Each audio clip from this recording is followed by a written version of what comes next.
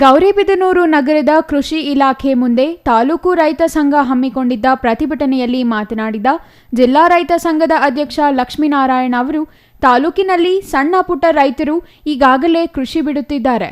ಸರ್ಕಾರಗಳ ನೀತಿಯಿಂದ ದೇಶದ ಬೆನ್ನೆಲುಬಾದ ರೈತರು ಇಂದು ಸಮಾಜದಿಂದ ಮೂಲೆಗುಂಪಾಗುತ್ತಿದ್ದಾರೆ.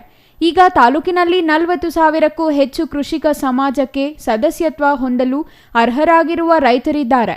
ಆದರೆ 2009ರ ಮತದಾರರ ಪಟ್ಟಿ ಅನ್ವಯ ಕೇವಲ 468 ಮಂದಿ ಮತದಾರರೊಂದಿಗೆ ಚುನಾವಣೆ ನಡೆಸುವುದು ಸರಿಯಲ್ಲ ಎಂದು ಹೇಳಿದರು.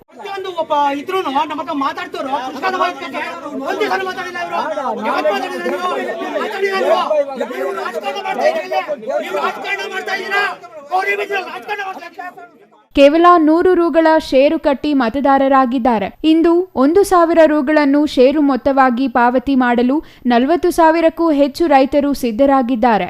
ರೈತ ಸಂಘದ ತಾಲೂಕು ಅಧ್ಯಕ್ಷ ಗುಂಡಾಪುರ ಲೋಕೇಶ್ ಗೌಡ ಮಾತನಾಡಿ, ಮತದಾರರ ಪಟ್ಟಿ ಪರಿಷ್ಕರಣೆ ಮಾಡಬೇಕು, ಹೊಸ ಮತದಾರರ ನೋಂದಣಿಗೆ ಕಾಲಾವಕಾಶ ನೀಡಬೇಕೆಂದು ಒತ್ತಾಯಿಸಿದರು. ಇನ್ನು ಕೃಷಿ ಇಲಾಖೆ ಉಪನಿರ್ದೇಶಕರಿಗೆ ಮನವಿ ಸಲ್ಲಿಸಿದರು. ಪ್ರತಿಭಟನೆಯಲ್ಲಿ ಮುದ್ದುರಂಗಪ್ಪ, ಸನತ್ ಕುಮಾರ್, ಬಾಬು, ಮುನಿವೆಂಕಟಪ್ಪ, ನಂಜಿರೆಡ್ಡಿ ಹಲವರು ಹಾಜರಿದ್ದರು.